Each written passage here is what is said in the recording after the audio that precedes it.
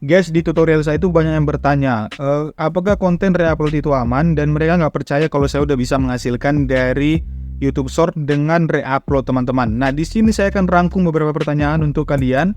Kira-kira apa yang menjadi pertanyaan di pikiran kalian selama ini? Dan saya sudah rangkum dari kolom komentar kalian semua tentang konten short ini. Saya akan jawab semuanya, sampai gajinya juga, berapa view yang harus dicari untuk gajian tiap bulan, saya akan jelaskan dalam video kali ini. Gak usah berlama-lama lagi, ini dia videonya. Bang, ajarin dong bang. Iya nih bang.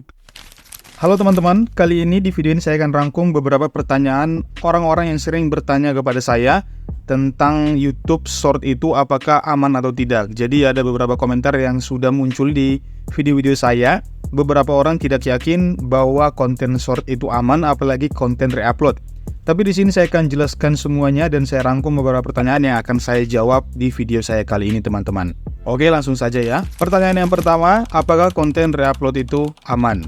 Ya, di sini saya mau jelaskan ya teman-teman, konten reupload itu jelas-jelas tidak aman. Tapi ada yang namanya penggunaan wajar di YouTube Short itu. Jadi kalian bisa menggunakan video orang, tapi dengan menambahkan materi baru ke dalam video itu, teman-teman. Jadi nggak boleh mentah-mentah untuk di-upload gitu aja. Jadi kalau ada yang ngeluh, bang, saya udah re-upload ambil dari sosmed lain, misalnya dari Instagram atau Facebook, tapi ketika saya upload di YouTube, saya kena pelanggaran dan kena hak cipta. Bahkan saya dismonet dan tidak bisa dimonetisasi untuk pengajuan yang baru. Nah, itu kalau kalian memang ambil 100% dari video orang, tanpa kalian tambahkan materi seperti suara, teks, dan lain sebagainya, maka kalian dianggap sudah mencuri video orang, atau itulah yang dinamakan konten yang berhak cipta, teman-teman. Di sini ya, YouTube itu sendiri sudah membuat aturan tentang penggunaan wajar. Kita bisa lihat ya. Di sini kita akan buka di situsnya mereka, google.com. Di sini mereka ada jelaskan ya tentang penggunaan wajar di YouTube, tentang bagaimana kita mengambil video orang tapi kita harus menambahkan materi. Ada beberapa aturan ya. Di sini contohnya. Kita bisa lihat ya, di dalam nomor ketiga ini dikatakan di sini jumlah dan banyaknya porsi yang digunakan terkait dengan keseluruhan karya yang dilindungi hak cipta.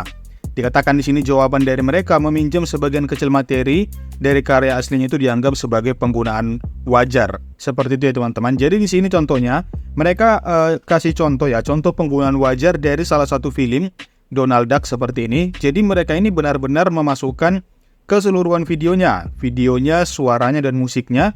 Tapi mereka juga di sini tidak benar-benar hanya menggunakan video dari Donald Duck ini, tapi mereka membuat suara baru atau membuat narasi, menceritakan animasi itu. Saya akan putar ya. It's not just a feeling and you're not alone. The income gap between Nah, jadi mereka nggak benar-benar ambil 100%, tapi mereka menambahkan materi seperti suara yang baru kepada video itu supaya video itu masuk dalam penggunaan wajar. Jadi kalau misalnya kalian mau ambil video, usahakan video yang kalian ambil itu kalian juga harus edit lagi, teman-teman, supaya nggak benar-benar kalian re-upload. Seperti yang saya lakukan di channel YouTube saya juga ya. Saya lakukan seperti itu, teman-teman, dan saya dimonetisasi dan saya bisa gajian. Ini nggak main-main ya, dan nggak bohongan. Pertanyaan yang kedua, konten saya re-upload tapi saya nggak bisa dimonetisasi. Apa yang salah? Tentu saja yang salah kalau misalnya kita re-upload 100%, itu kita nggak akan bisa dimonetisasi.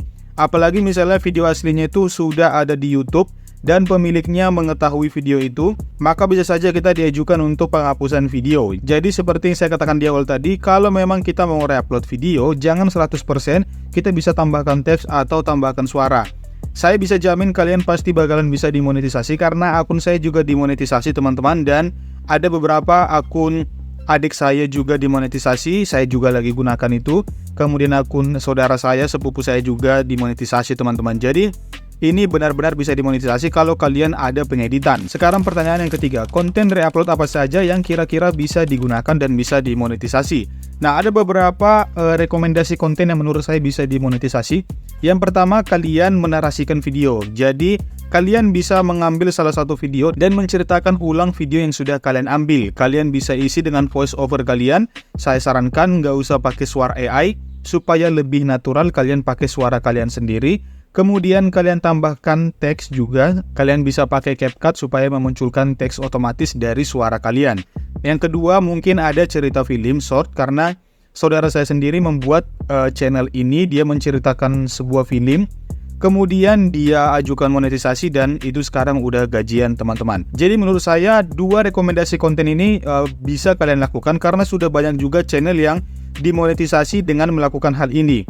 Intinya adalah seperti yang saya katakan tadi, jangan lupa diedit, nggak boleh 100% reupload supaya kalian bisa lolos monetisasi dan bisa digaji teman-teman.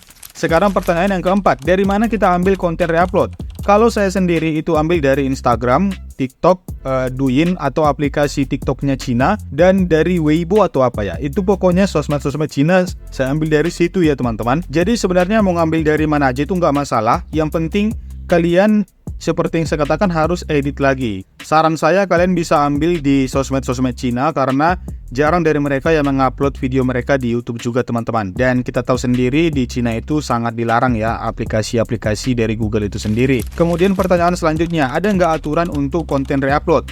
Tentu sangat ada ya teman-teman. Seperti yang saya katakan tadi, yang pertama itu kalian harus edit dulu videonya, nggak boleh mentah-mentah atau 100% reupload. Kemudian yang kedua, jangan lupa untuk catatkan nama sosmed pemilik videonya supaya nanti kalian bisa masukkan itu di kolom komentar atau kolom deskripsi. Jadi ini adalah bentuk kalian menghargai pemilik video asli dari video kalian itu sendiri. Jadi yang saya lakukan biasanya ketika saya download videonya itu, saya langsung catat aja ya. Untuk pemilik videonya, akun Instagramnya misalnya, itu saya langsung copy aja. Setelah itu saya akan catat. Nanti setelah videonya diupload, saya akan buat di kolom komentar, video pemiliknya adalah ini, jangan lupa di follow misalnya seperti itu. Jadi itu bentuk kalian menghargai mereka teman-teman. Itu adalah aturan yang paling utama. Dan yang selanjutnya untuk konten reupload, sudah ada aturannya jelas ya. Usahakan untuk tidak membuat konten-konten kekerasan, karena saya sudah beberapa kali kena pelanggaran konten kekerasan. Misalnya konten-konten yang ada darahnya, atau potong memotong, atau yang ada kekerasan hewan, itu tidak boleh. Saya juga pernah buat konten orang yang mau loncat dari, ya tahu ya, padahal itu diselamatkan. Nah itu juga saya kena pelanggaran karena dipikir saya mau melakukan hal tersebut. Jadi kalian buat aja konten-konten yang benar-benar tidak ada kekerasan di dalamnya, supaya kalian nggak kena pelanggaran dan kalian tidak dismonet. Saya udah 2 kali kena pelanggaran, dan pelanggarannya itu bukan karena hak cipta, tapi karena jenis konten saya. Yang pertama dulu saya upload konten piranha lagi makan rambut orang, itu kena pelanggaran. Yang kedua tadi yang saya katakan orang yang mau loncat dari gedung itu kena pelanggaran juga. Jadi aturan ini harus kalian ingat dan kalian catat ya. Sekarang berapa kali harus upload video short dalam sehari? Itu terserah kalian. Channel-channel besar seperti Ajum Miao dan channel lainnya yang sudah jutaan subscriber, mereka kadang cuma 2 atau 3 video dalam sehari. Kalau saya biasa 5 dalam sehari, 5 konten dalam sehari. Itu di jam 10, di jam 12 siang, jam 3 sore, jam 6 sore, dan jam 8 malam. Itu 5 satu hari untuk saya upload. Tapi kalian terserah, yang penting tiap harinya setidaknya harus ada upload video. Itu yang paling penting. Dan yang terakhir ini pertanyaan tentang gaji. Berapa view yang harus didapatkan dari video short supaya bisa gajian rutin dalam 1 bulan atau tiap bulannya? Oke, di sini saya akan tunjukkan YouTube Studio saya ya. Nah, di sini kita bisa lihat di analitik kita teman-teman untuk pendapatan kita ya. Di sini saya akan tunjukkan di bulan Juni untuk pendapatan saya. Nah, di sini saya mendapatkan penghasilan sekitar 4 juta rupiah. Ini berapa view saya akan tunjukkan di sini. Di bulan Juni ini saya dapat 18 juta view ya. Untuk 18 juta view saya dapat 4 juta penghasilan. Kalau kita bagi ya dibagi 4 sekitar 4,5 juta view itu bisa dapat 1 juta. Sekarang kita bisa lihat di bulan Juli. Di bulan Juli ini saya menurun ya karena tidak ada yang meledak videonya. Untuk 9 juta view itu saya dapat sekitar 2.200.000.